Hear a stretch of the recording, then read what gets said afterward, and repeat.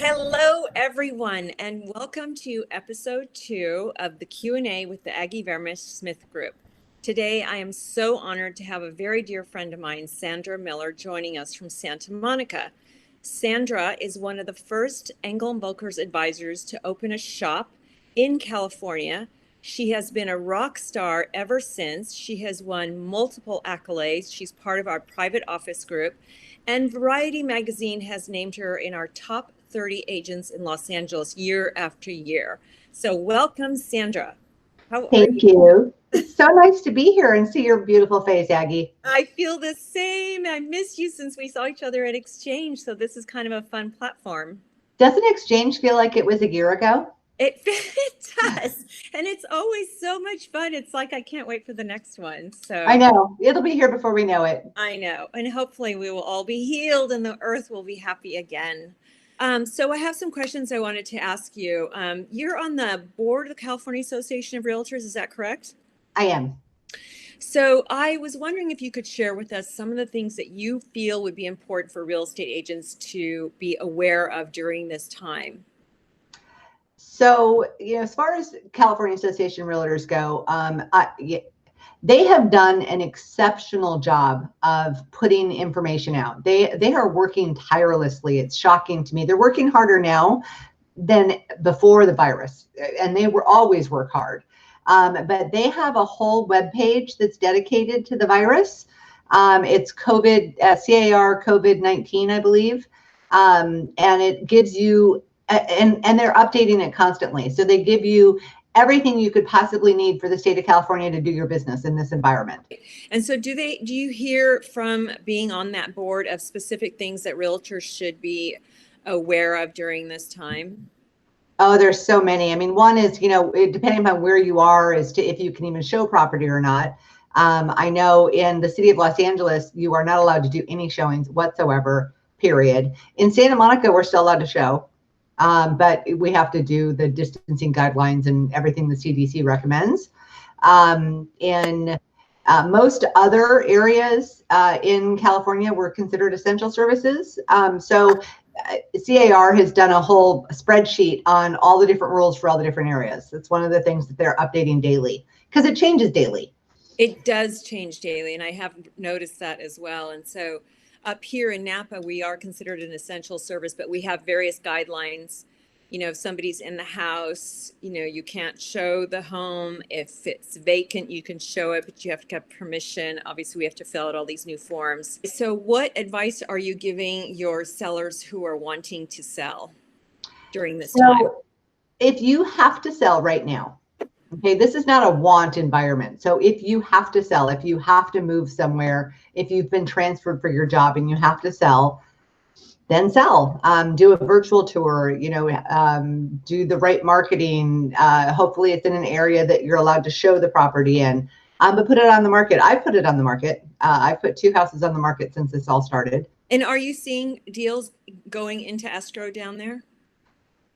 Very few, and a lot of the ones that are going into escrow are so tentative. I wouldn't call them an escrow because they're, one of the contingencies will be, walking the home after this is all over. And so if you have that type of contingency, you really don't have an escrow. How are you selling homes at this time? I guess you're just not. So I got lucky. I had one in escrow before all this started that closed during all of this. And then I listed and sold one that started after the coronavirus. And it was a big one. And it was like a 14-day escrow. And it was really challenging to get that through because nobody really knew what they were doing and nobody was doing it in their normal manner. So it was an interesting escrow. It was harder than a normal one. Yeah, I think it's also property specific. Each case is different.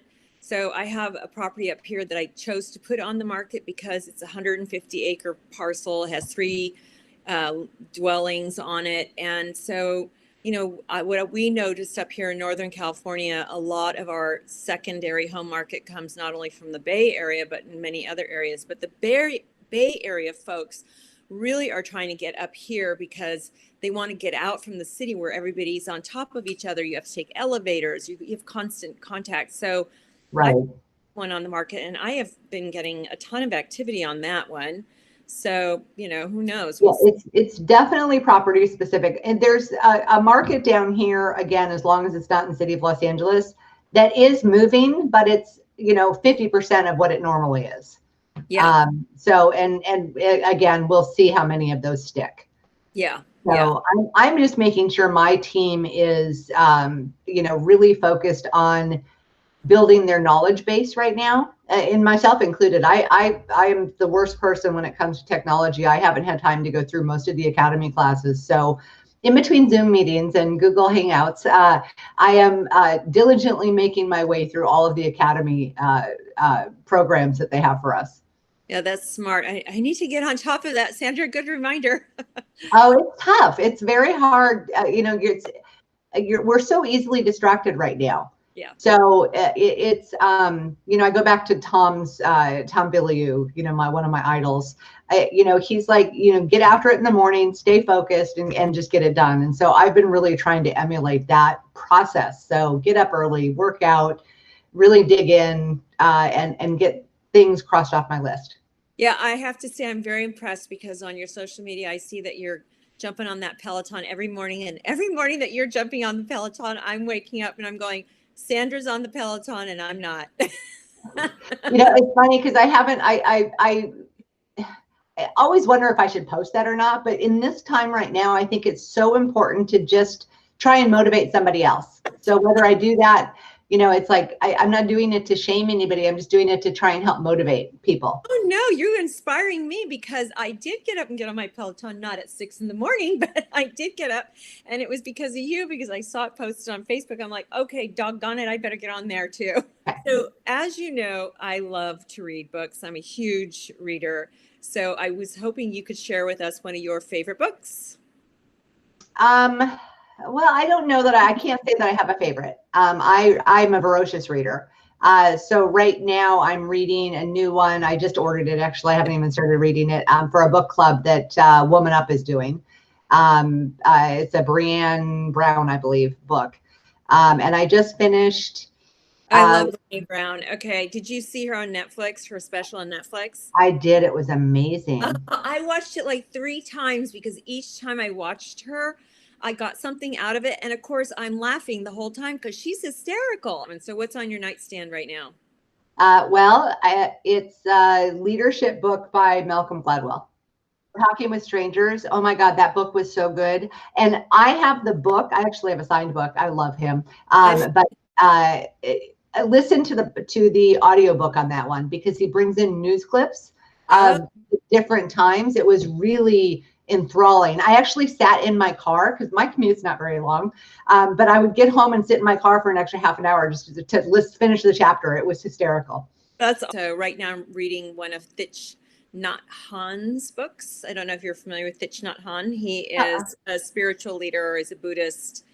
And during this time, I'm trying to read some of these books like Jon Kabat-Zinn. He's one of my favorite meditation practitioners. He's an MIT PhD professor who started the whole body scan meditation that they use for chronic illness. And it's actually, you can just go on YouTube and listen to him speaking, and it's a body scan meditation. And I have recommended it to a lot of people during this time.